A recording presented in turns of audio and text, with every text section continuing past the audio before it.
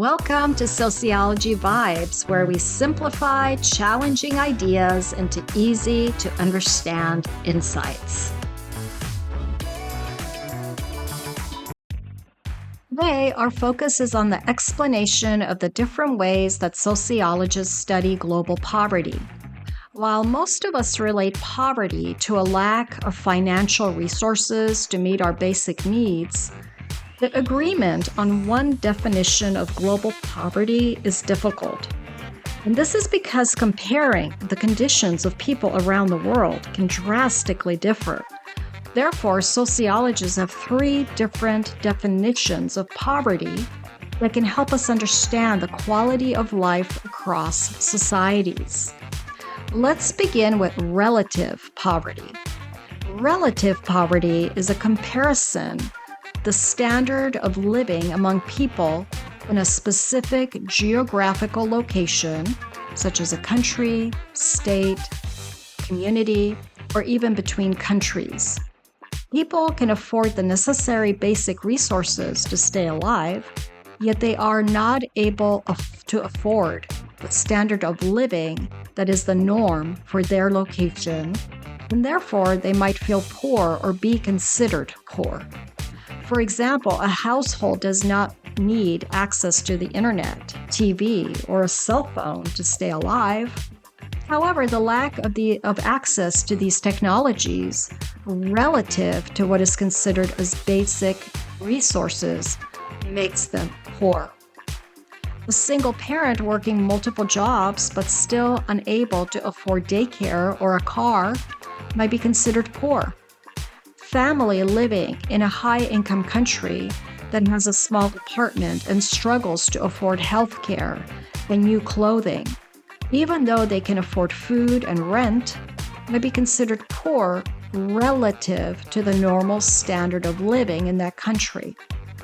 In the United States, poverty is defined based on relative income inequality.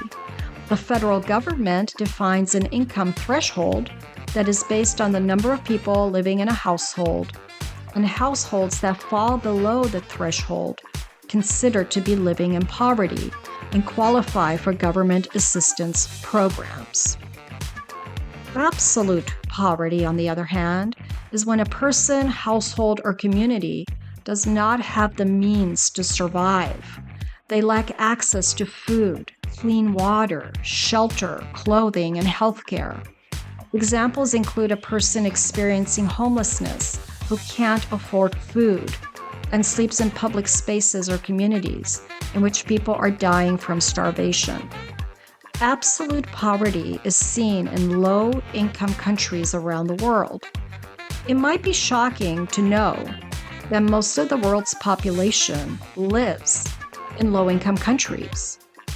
However, over the last few decades, absolute poverty has been decreasing around the globe due to economic growth, especially in China and India, greater access to education and healthcare and financial assistance from higher income countries. Now let's transition to subjective poverty.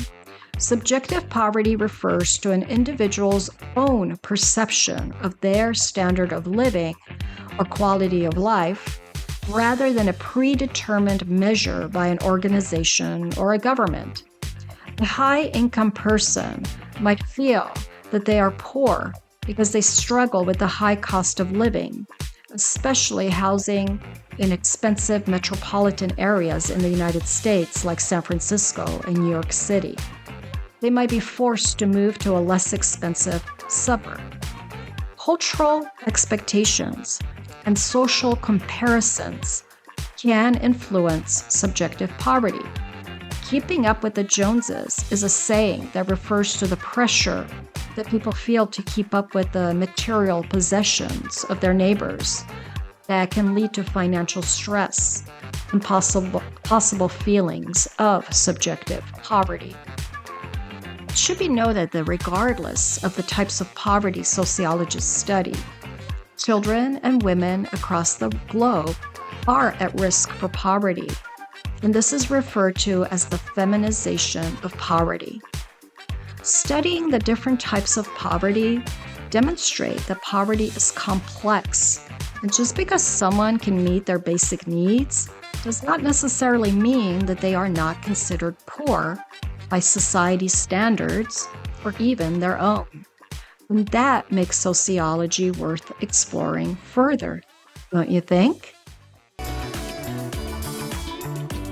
Thank you for watching. Be sure to comment below with your thoughts, questions, or any topics you'd like us to explore next. Let's keep the conversation going and our community growing. See you in the next Sociology Vibes video.